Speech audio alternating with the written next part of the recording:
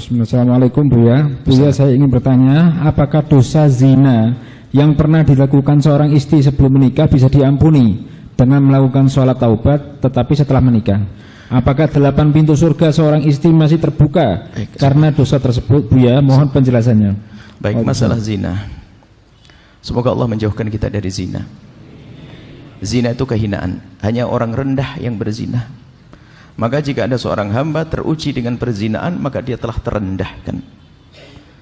Susah melakukan zina kecuali bagi orang rendah. Semoga yang pernah kepleset dalam zina Allah ampuni dan Allah beri kesadaran. Sebelumnya saya kasih kisah. Ada namanya Hindun, Sayyidah Hindun. Itu adalah seorang wanita yang pernah menyuruh Wahsy membunuh Sayyidina Hamzah. Membayar Wahsy, wahai Wahsy, bunuh Hamzah, karena begitu marahnya kepada Rasulullah dan dendamnya kepada Nabi Muhammad. Akhirnya Wahsy membunuh Hamzah. Dan begitu marahnya sang Hindun tersebut, sebelum masuk Islam itu dibelah dadanya Imam Sayyidina Hamzah dan digigit hatinya, sehingga digelari Hindun Akilatul Akbat, Hindun yang makan hatinya Sayyidina Hamzah. Tapi ternyata Allah yang Maha Kasih, pandangannya Hindun kepada Rasulullah berubah suatu ketika menjadi pandangan hormat, sehingga karena pandangannya sudah tidak pandangan musuhan dengan Nabi Muhammad, Allah kirim hidayah, Hindun masuk Islam. Di saat Hindun masuk Islam bersama para wanita datang ke Rasulullah. Di saat datang ke Rasulullah, Rasulullah ingat Hindun.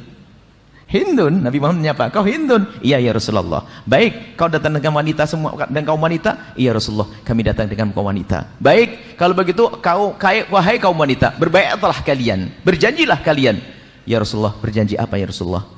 Berjanjilah kalian untuk tidak menyekutukan Allah. Kami berjanji untuk tidak menyekutukan Allah. Apalagi ya Rasulullah? Berjanjilah kalian untuk tidak mencuri. Kami berjanji untuk tidak mencuri. Apalagi ya Rasulullah? Berjanjilah kalian untuk tidak minuman keras. Kami berjanji untuk tidak minuman keras. Apalagi ya Rasulullah? Berjanjilah kalian untuk tidak berzina. Diam.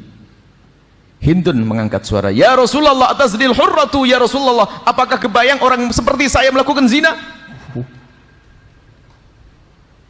Kok suruh berjanji tidak berzina? Apakah kebayang? Bagi orang mulia susah melakukan zina. Wanita mulia susah melakukan zina. Baik. Akan tapi mungkin ada orang yang kepleset dalam zina. Artinya seperti itu. Jadi harus tahu kemuliaan diri. Susah melakukan zina. Nggak gampang melakukan zina. Karena seorang wanita yang melakukan zina, dia rela direndahkan, digagai, direndahkan oleh kaum laki-laki. Rendah tanpa harus dengan akad dan sebagainya. Tapi ketahuilah, Allah Maha luas dengan pengampunnya. Mungkin ada di antara yang mendengar suara ini. Mendengar suara ini, mungkin dan semoga tidak ada. Mungkin ada yang pernah kepleset dalam zina. Allah Maha luas dengan pengampunannya. Sebesar apapun dosa tersebut, ketahuilah, kalau minta ampun kepada Allah dengan serius, at-taibu minadz-dzambi kaman la dzambalah. Orang bertobat dari dosa seperti orang tidak pernah punya dosa. Apalagi dosa terjadi dulu pada masa mudanya. Akan tapi urusan perzinaan secara tobatnya yang pertama adalah sembunyikan dari manusia. Jangan sampaikan kepada siapapun dari bangsa manusia. Manusia tidak bisa mengampuni, manusia hanya bisa mencaci dan menghinakan kita. Anda kalau ada pernah kepleset, tutup aib tersebut. Jangan ceritakan kepada siapapun. Jangan kepada calon suami, jangan kepada siapapun. Tutup. Ada seorang datang ke Rasulullah, ya Rasulullah, halaktu wa qad zanaitu fatahhirni. Ma'is. Ya Rasulullah, aku kepleset dalam zina, sucikan aku ya Rasulullah. Nabi mengatakan, la'allaka lamasta. Mungkin kamu tidak sampai zina. Dialihkan Nabi, mungkin hanya bersentuhan saja. Tidak ya Rasulullah, aku berzina. La'allaka qabbalta. Mungkin kamu hanya mencium saja. Tidak ya Rasulullah, aku melakukan. La'allaka fakhatta. Mungkin di antara dua paha saja. Tidak ya Rasulullah, aku melakukannya. Baru setelah yang keempat, ditegakkan hukum kepadanya. Artinya apa? Urusan perzinaan hendaknya kita tutup, sebab aibnya zina bukan seperti yang lainnya. Orang kafir masuk Islam mu'allaf, cucu masih bisa bangga, ayahku mu'allaf, kakekku mu'allaf. Tapi kalau seorang cucu punya kakek berzina, akan nempel aib itu di jidatnya sampai kapanpun. Maka takutlah kepada zina. Ada pintu halal, kenapa harus masuk zina? Tapi apapun bentuknya, mungkin ada orang yang pernah kepleset dalam zina. Anda bertobat, minta ampun kepada Allah. Syarat tobat yang pertama urusan zina, jangan cerita kepada siapapun dari bangsa manusia. Kalau Anda pernah bercerita, sudah cukup untuk dia saja yang tahu. Selebihnya jangan. Kemudian setelah itu mengadulah di tengah malam kepada Allah dengan tetesan air mata. Sebab-sebabnya menjadikan Anda terjatuh zina, Anda jauhkan semuanya. Kalau Anda menyesal dengan sungguh-sungguh, maka ketahuilah, at-taibu minadz-dzambi kaman la dzambalah. Orang bertobat dari dosa seperti orang yang tidak pernah punya dosa. Maka yang pernah kepleset dalam zina, jangan kecil hati. Allah Maha luas dengan pengampunannya. Dengan catatan kita memang rindu pengampunan dari Allah, mengadu kepada Allah. Sebanyak apapun zina yang pernah dilakukan, sebesar apapun dosa yang pernah dilakukan, maka ketahuilah kalau sudah tobat Allah akan ampuni. Allah akan ampuni. Maka jangan gampang cerita tentang masa lalu yang busuk, masa lalu hina. Yang lalu biar berlalu. Menangis kepada Allah bisa diampuni, bertanya. Apalagi itu kejadian sudah lama. Akan tapi lebih dari itu yang perlu kami ingatkan, yang sudah menikah. Seorang wanita zaman ini kami mendapatkan pengaduan mengerikan sekali, wanita-wanita gara-gara ada WA grup teman SMA mulai tergoda, keluar dari kesetiaan kepada suaminya. Ini banyak, ada yang terjadi.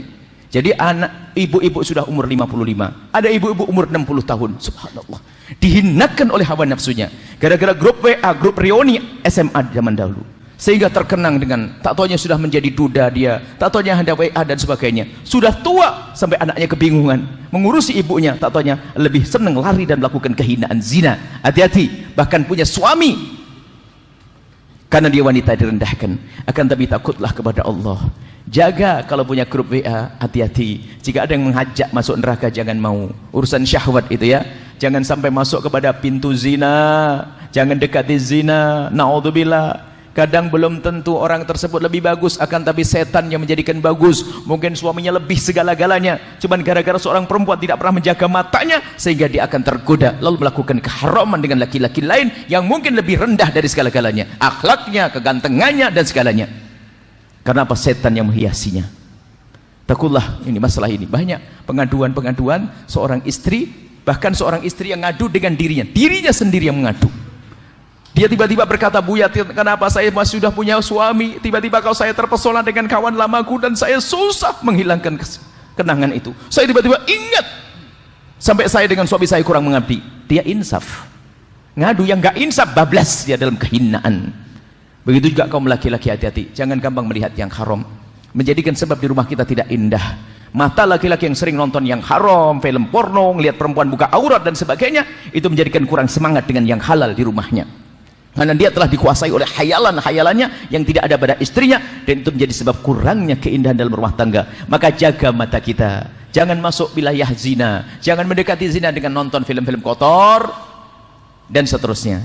Inilah ya, insya Allah Maha Pengampun. Allah Maha Pengampun. Yang pernah kepleset dalam zina segera ngadu kepada Allah, minta ampun, dan jangan ceritakan kepada siapapun dari bangsa manusia. Cukup antara anda dengan Allah, selesai.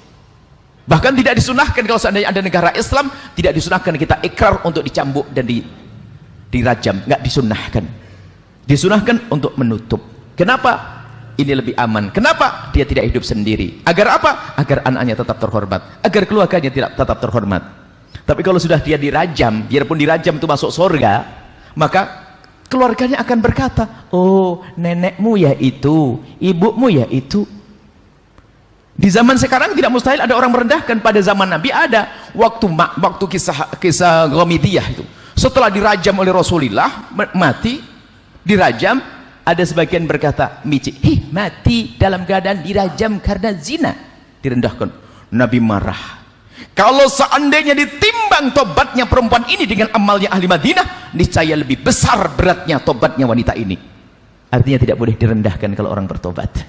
Hati-hati. Kemudian setelah itu, tolong jangan sekali-kali membicarakan orang berzina, menggunjing orang berzina, dosanya besar sekali. Naudzubillah. Khawatir kita diuji oleh Allah dengan kehinaan yang serupa. Kalau anda mendengar berita perzinahan, bahkan kalau ada orang bercerita kepada anda tentang perzinahan, tutup, biar kita saja yang tahu, selesai, jangan cerita ke siapapun. Inilah cara bertobat dari zina. Semoga Allah menjauhkan kita dari zina. Ada pintu halal, ada cara nikah yang gampang. Kalau belum berani resepsi, ya yang gratisan, ya nggak pakai resepsi dulu lah. Yang penting nyembelih ayam kayak gitu sudah beres. Jangan masuk wilayah zina. Hati-hati ya, zina adalah hina dan hina. Pintu halal mudah. Kalau ada yang menikah hari ini, tak nikahkan depan Habib Syahlan, langsung nikah Habib. Sekarang nikah halal kan repot. Kenapa harus masuk pintu yang haram? Haram, nikah gampang. Datang ini selesai nikah. Masalah resepsi mungkin nanti setelah punya cucu, gak apa-apa. Repot nikah kok jadi halal itu penting, haram itu yang bahaya. Zina adalah hina, selesai.